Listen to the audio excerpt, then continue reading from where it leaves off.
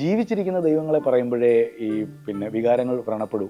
ഈ മിത്തായിട്ടിരുന്ന പല കാര്യങ്ങളും വെളിച്ചം പരന്നതോടെ ഇല്ലാതായി.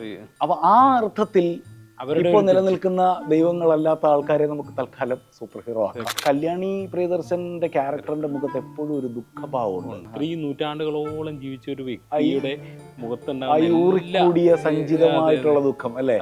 നമ്മൾ ഈ എടശ്ശേരിയുടെ പൂതപ്പാട്ടൊക്കെ നമ്മൾ സ്കൂളിൽ പഠിച്ചിട്ടുണ്ടല്ലോ. നിശൂന്യത നടമാടും പാതിരതൻ മച്ചുകളിൽ നിരനിരയായി കത്തിക്കും മായാദീപം, തലമുടിയും വേറിട് തലസമിവൾ വഴിവക്കിൽ അല്ലേ കാത്തു നിൽക്കും. എന്നിട്ട് വരുന്നവരോട് ചുണ്ണാമ്പുണ്ടോ എന്ന് ചോദിക്കുക.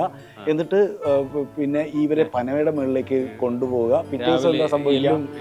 അതെ എന്താ തഴുകി ഉറങ്ങിയിടും ആ തരുണരുടെ ഉപ്പേറും രുധിരം ഇവൾ നൊട്ടി നുണഞ്ഞിറക്കും. പിറ്റേ ദിവസം രാവിലെ പറയന്റെ അങ്ങേ ചെരുവിലെ പാറയുടെ മേൽ ചിന്നും മുടിയുമെല്ലും. ഇതാണ് ഈ യക്ഷി സങ്കല്പം. മലയാളത്തിൽ വലിയ അത്ഭുതമാണ് ലോക എന്ന സിനിമയുടെ വിജയം. ഒരു ഫാന്റസി കഥ പറഞ്ഞ് അടുത്ത കാലത്ത് വലിയ വിജയം, പാൻ ഇന്ത്യ തലത്തിൽ തന്നെ വലിയ വിജയമാണ് ലോക നേടിയിരിക്കുന്നത്. ഈ ലോകയുടെ വിജയതന്ത്രം അല്ലെങ്കിൽ വിജയരഹസ്യം എന്തൊക്കെയായിരിക്കും? അല്ലെങ്കിൽ ലോക നൽകിയ അനുഭവം എന്താണ്? ഇതാണ് ബോണസ് കണ്ടന്റ് പരിശോധിക്കുന്നത്.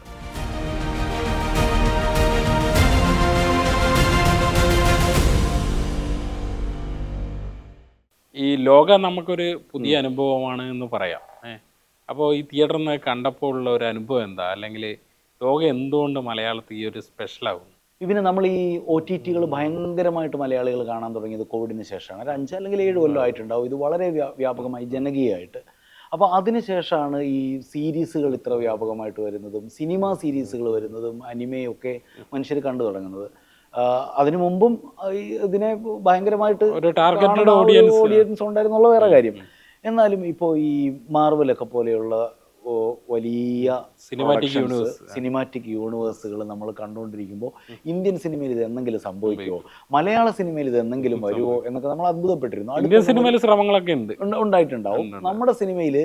പക്ഷേ അത് പരിപൂർണമായിട്ടും വേറൊരു ഡെമോഗ്രാഫിയിൽ കിടക്കുന്ന കാര്യങ്ങളും അത്തരം കഥാപാത്രങ്ങളും നമ്മുടെ റിയലിസ്റ്റിക് സങ്കല്പത്തിന് യോജിക്കാത്ത തരം സൂപ്പർ ഹീറോസിനെ ഒന്നും നമ്മൾ റിയലിസ്റ്റിക് സിനിമ ഇംഗ്ലീഷ് സിനിമ കാണും, മലയാളത്തിൽ വന്നാൽ ഇത് പറ്റുമോ എന്ന് ചോദിക്കുന്ന തരം പ്രേക്ഷകരുമാണ് ഒരു ശ്രമം ഉണ്ടായത്. പക്ഷെ ഇത് എന്താന്ന് പറയാ, നമുക്ക് പരിചിതമായിട്ടുള്ള അല്ലേ ഐതിഹ്യ പരിസരങ്ങളെ നമ്മൾ ഈ കൊട്ടാരത്തിൽ ശങ്കുണ്ണിയുടെ ഐതിഹ്യമാല വായിച്ച് വളർന്ന 90s കിഡ്സിനെയൊക്കെ സംബന്ധിച്ച് ഇത് അത്രയും റിലേറ്റ് ചെയ്യാൻ പറ്റും. അപ്പോൾ നമുക്ക് പരിചയമുള്ള ഒരു ഐതിഹ്യ പ്രപഞ്ചത്തിനകത്ത് ഒരു സൂപ്പർ ഹീറോയെ ഉണ്ടാക്കി വെക്കുന്നത് ഇനി അതിന് ഭാവിയിലേക്കുള്ള എഡിഷൻസിനുള്ള നിരവധിയായിട്ടുള്ള കിളിവാതിലുകൾ തുറന്നിടുന്നത് ആ ഒരു പ്ലോട്ടിനകത്ത് ഇനിയും നമ്മൾ ആലോചിച്ച് നോക്കിയാൽ എത്ര സിനിമയ്ക്കുള്ള സാധ്യതയുണ്ടെന്ന്. അതെ, അതിൻ്റെ സന്തോഷമാണ് എനിക്കിത് കണ്ടപ്പോൾ പ്രധാനമായിട്ടും തോന്നിയത്. നമുക്കൊക്കെയും ഇത്തരം കാര്യങ്ങൾ പറ്റും, ഇത് ഹോമോജീനിയസ് ആയിട്ട് ഉണ്ടാക്കാൻ പറ്റും എന്നുള്ള കാര്യം അല്ലേ? അങ്ങനെ എനിക്ക് തോന്നിയത്. ഹോം ഗ്രോൺ സൂപ്പർ ഹീറോസ് അല്ല. അതില് വേറൊരു കാര്യം എന്താണെന്നറിയോ, ഇപ്പോൾ ഈ മിന്നൽ മുരളി ഒരു സൂപ്പർ ഹീറോ ആയിരുന്നു. മിന്നൽ മുരളി ഒരു പക്ഷേ OTT അല്ല തിയേറ്റർ റിലീസ് ആയിരുന്നെങ്കിൽ അതൊരു ഭയങ്കര ഹിറ്റായി മാറിയേനെയും ടോവിനോയ്ക്ക് ഇപ്പോൾ ഉള്ള ഒരു പിന്നെ സ്റ്റാർഡത്തിൻ്റെയൊക്കെ ഇരട്ടിയിൽ അത് കൊണ്ടെത്തിച്ചേനെ. അത്രയും ഒരു വെൽമെയ്ഡ് മെറ്റീരിയൽ ആണ്. പക്ഷേ മിന്നൽ മുരളിക്ക് മിസ്സാവുന്ന എന്താ? മിന്നൽ മുരളിക്ക് ഒരു ഐതിഹ്യത്തിന്റെ ഒരു മിത്തിന്റെ ബാക്ക്ഗ്രൗണ്ട് മിസ്സാവുന്നുണ്ട്. അത് പരിപൂർണമായിട്ടും മനുഷ്യർ സങ്കല്പിച്ചുണ്ടാക്കിയ ഇടി വെട്ടുമ്പോൾ സൂപ്പർ പവർ കിട്ടിയ ഒറിജിനാണ്. ഇതങ്ങനെയല്ലല്ലോ. ഈ യക്ഷി നമ്മുടെ അടുത്ത ആളല്ലേ. നമ്മൾ ചെറുപ്പത്തിൽ ഈ പാലപ്പൂമണമുള്ള നാട്ടിടവഴികളിലൂടെ നടന്നിട്ടുണ്ട്, കരിയിലനക്കം കണ്ട് പേടിച്ചിട്ടുണ്ട്. പവർ കട്ട് സമയത്ത് നമ്മുടെ അമ്മമാരും ഒക്കെ യക്ഷി ഭൂതം എന്നൊക്കെ പറഞ്ഞ് പേടിപ്പിച്ച ഒരു ബാല്യത്തിന്റെ നൊസ്റ്റാൾജിക് അനുഭവങ്ങൾ നമുക്കുണ്ട്. ഇത് നമ്മുടെ മിത്തിന്റെ കൂടെ നമ്മുടെ മണ്ണിൽ തൊട്ട് നിൽക്കുന്ന മിത്താണ്. അപ്പോൾ അതിനെ നോർവേയിൽ കൊണ്ടുവെക്കുന്നു അല്ലെ? സ്പോയിലറുകളാവില്ലല്ലോ ഇനി പറഞ്ഞാൽ, അതുകൊണ്ടാണ് നമ്മൾ ഈ സംസാരം ഇത്രയും നീട്ടിവെച്ചതും. അപ്പോ കള്ളിയങ്കാട്ട് നീലിയ ഇങ്ങനെ ലെതർ ജാക്കറ്റൊക്കെ ഇട്ട് വരിക, അതൊരു അല്ലേ, അതിലൊരു ഭയങ്കര അതിൽ ആ പഴമയെ ഇങ്ങനെ ഈ പുതിയ കാലത്തേക്ക് പകർത്തി വെക്കുന്നതിന്റെ ഒരു കൗതുകമുണ്ട്. അതിനകത്ത് തന്നെ ഒരു സറ്റയർ ഉണ്ട്, പല എലമെന്റ് ഇനിയും കാണാനിരിക്കുന്നവർക്ക് വേണ്ടി നമുക്ക് പലതും അല്ലേ പറയാനല്ലേ. അതില് പേടിയല്ല, അതിൽ എനിക്ക് തോന്നിയ ഒരു കാര്യം എന്ന് വിചാരിച്ചാൽ ഈ ജെൻസി എന്ന് പറയുന്ന വിഭാഗമില്ലേ, അവർ ഈ വാമ്പയർ സീരീസ് ഒക്കെ കണ്ട് ഇതാക്കിയാണ് ആ ഒരു ടോണ് കൂടി ഇതിൽ കൊടുക്കുന്നുണ്ട്. അതിന്റെ കൂടെയാണ് നമ്മുടെ ഈ പുരാവൃത്തം ഒക്കെ ഇതിനോട് കൂട്ടിക്കെട്ടുന്നതും കഥ പറയുന്നതും. അതെ അതെ, അവരുടെ വസ്ത്രധാരണ ശൈലി, വസ്ത്രധാരണ അതിന്റെ ഒരു ശൈലി, ഗോത്തിക് രീതി, ആ ഒരു പിന്നെ നഗര സെറ്റപ്പ്, പിന്നെ ഒരു കളർ ടോൺ കൊണ്ട് ഉണ്ടാക്കുന്ന ചില അതെ സ്വഭാവങ്ങള്, അതെ ഇതൊക്കെ കൊണ്ടും എന്തുകൊണ്ടും അല്ലേ ഒരു അനുഭവം, അങ്ങനത്തെ ഒരു അനുഭവമായിരുന്നു. പിന്നെ അതിലേക്ക് വരുന്ന ചാത്തനൊക്കെ ഭയങ്കര കുസൃതിയാണ് അല്ലേ, കുസൃതി ചാത്തൻ വരുന്നു. പക്ഷെ നമ്മൾ ആ രീതിയിൽ തന്നെയാണ് പലപ്പോഴും ചാതനയൊക്കെ കണ്ടിരിക്കുന്നത്. അതെ, മൂത്തോൻ എന്ന് പറഞ്ഞൊരു ഹെവി വെയിറ്റ് വരും എന്നുള്ള ആഗ്രഹം, പ്രതീക്ഷ ഭയങ്കരമായിട്ട് എടുത്തവിടെ വെക്കുന്നു. അല്ല, ഇതിലൊരു വേറൊരു പ്രപഞ്ചം അവര് സൃഷ്ടിക്കാൻ ശ്രമിക്കുന്നുണ്ട്. അത് നമ്മുടെ, എനിക്ക് തോന്നുന്നത് അതിന്റെ ആദ്യത്തെ ഒരു ഭാഗത്തെ, സ്പോയിലർ ആയെന്നെങ്കിലും പറയാം, ഇപ്പോഴും തന്നെ വന്നിട്ടുണ്ട്. അതായത് ഒരു സുമേറിയൻ പുരാവൃത്തമുണ്ട്. അതായത് നമ്മുടെ സിവിലൈസേഷൻ മുഴുവൻ ഉണ്ടാക്കിയത് പുറത്തുനിന്ന് വന്ന ഒരു ശക്തിയാണെന്നുള്ളത്. അതിലേക്ക് ലീഡ് ചെയ്യുന്ന ഒരു കണക്ഷനൊക്കെ ഈ തുടക്കത്തിൽ കാണുന്ന ആനിമേഷനിൽ കൊടുക്കുന്നുണ്ട് ഇവർ. ഈ ജാപ്പനീസ് അനിമയുടെ സെൻസിബിലിറ്റിയിലുള്ള മനുഷ്യർക്കും നമ്മൾ നേരത്തെ പറഞ്ഞല്ലോ കൊട്ടാരത്തിൽ ശങ്കുണ്ണിയുടെ ഐതിഹ്യമാല മനുഷ്യർക്കും ഒരുപോലെ റിലേറ്റ് ചെയ്യാൻ പറ്റുന്ന രീതിയിലേക്ക് ഇതിന്റെ കഥാപരിസരത്തെ വിളക്കി വെക്കാൻ കഴിയുന്നു എന്നുള്ളതാണ് അതിൽ ഏറ്റവും പ്രധാനപ്പെട്ട സിനിമ ക്രാഫ്റ്റ് അല്ലേ. രണ്ടാമത്തെ അതിലൊരു കാര്യം എന്താന്ന് പറഞ്ഞാൽ, ഇപ്പോൾ ഈ യക്ഷി എന്ന് നമ്മൾ പറയുമ്പോൾ, നമ്മൾ ഈ എടശ്ശേരിയുടെ പൂതപ്പാട്ടൊക്കെ നമ്മൾ സ്കൂളിൽ പഠിച്ചിട്ടുണ്ടല്ലോ. നമ്മുടെയൊക്കെ ഈ പൂതം അല്ലെങ്കിൽ ഈ യക്ഷി എന്നുള്ള സങ്കല്പം അവിടെയാണ് തുടങ്ങുന്നത്. നിശൂന്യത നടമാടും പാതിരതൻ മച്ചുകളിൽ നിരനിരയായി കത്തിക്കും മായാദീപം, തലമുടിയും വേറിട് തലസമിവൾ വഴിവക്കിൽ അല്ലെ കാത്തു നിൽക്കും, എന്നിട്ട് വരുന്നവരോട് ചുണ്ണാമ്പുണ്ടോ എന്ന് ചോദിക്കുക, എന്നിട്ട് പിന്നെ ഇവരെ പനവയുടെ മുകളിലേക്ക് കൊണ്ടുപോവുക. പിറ്റേ ദിവസം എന്താ സംഭവിക്കുക? അതെ അതെ, എന്താ തഴുകി ഉറങ്ങിയിടും ആ തരുണരുടെ ഉപ്പേറും രുധിരം ഇവൾ നൊട്ടി നുണങ്ങിറക്കും, പിറ്റേ ദിവസം രാവിലെ പറയന്റെ അങ്ങേ ചെരുവിലെ പാറയുടെ മേൽ ചിന്നും മുടിയുമെല്ലും. ഇതാണ് ഈ യക്ഷി സങ്കല്പം. കാല് തറയിൽ മുട്ടാത്ത യക്ഷി, വെള്ള സാരി എടുത്ത്, വെള്ള സാരി എന്ന് പറയുന്നത് മലയാള സിനിമ ഉണ്ടാക്കിയ യക്ഷിയാണ്. നമ്മുടെ ഇതിലൊരു വെള്ളിയുണ്ട് ഒറ്റ സീനിൽ. അത് പക്ഷേ അതിന്റെ ഈ അണിയറക്കാര് ഇന്റർവ്യൂല് പറഞ്ഞത് വിചാരിച്ച അത് ഇന്റൻഷനലി ചെയ്തതാണ്. ആ ഒരു എലമെന്റ് ഇന്റൻഷനലായി ചെയ്തതാണ്. അത് കൂടാതെ ഒരു പെൺകുട്ടിയെ ചേസ് ചെയ്യുന്ന ഒരു രംഗമുണ്ട്, ഒരു പിന്നെ വില്ലന്മാര് ചേസ്, ആ പെൺകുട്ടി ധരിച്ചിരിക്കുന്ന വെള്ള ഡ്രസ്സാണ്, അതും ഇന്റൻഷനലി ചെയ്തതാണ്. വേറൊരു കാര്യമുണ്ട് പിന്നെ, ഈ യക്ഷികളുടെ യൂണിഫോം വെള്ളയാക്കി കൊടുത്തത് മലയാള സിനിമയിലും മറ്റേ ഭാർഗവി നിലയാണെന്ന് പറയുന്നത്. അതിനു മുമ്പ് കഥകളിലൊക്കെ പറഞ്ഞിട്ടുണ്ടാവും നിലാവത്ത് കാണുന്ന ഒരു ഉടുപ്പ് എന്ന് പറഞ്ഞ വെള്ളയാണ്. അതുകൊണ്ട് അതുകൊണ്ടാണ് ഇത് വെള്ളയായി. കൊട്ടാരത്തിൽ ശങ്കുണ്ണി ആ കാലത്തുള്ള കഥകളിൽ പോലും യക്ഷി സാരി ഉടുക്കില്ല. കാരണം ആ സമയത്ത് സാരി കേരളത്തിലൊരു ഇതല്ല, ഡ്രസ്. വിഷയത്തിൽ നിന്ന് വേറിട്ടാണെങ്കിലും വേറൊരു കാര്യം ഞാൻ പറയാം. ഈ യക്ഷികൾ എന്നുള്ള സങ്കല്പം കേരള ഗ്രാമങ്ങളിൽ നിന്ന് നാട്ടിൻപുറങ്ങളിൽ നിന്ന് ഇല്ലാതായത് കറണ്ട് വന്നതോടെയാണ്. ഒടിയൻ മറുത എല്ലാം ഇല്ലാതായത് ഇതുകൊണ്ടാണ്. ഇവരൊക്കെ നമുക്ക് കോമിക് ബുക്കിലെ കഥാപാത്രങ്ങൾ പോലെയാണ് നമ്മൾ ഇവരെ കാണുന്നതല്ലേ. അപ്പോൾ അങ്ങനെ ഒരു ക്യാരക്ടറിനെ അതിനകത്ത് ഈ കോമിക് ബുക്ക് എലമെന്റും എല്ലാം അതിൽ വരുന്നുണ്ട്.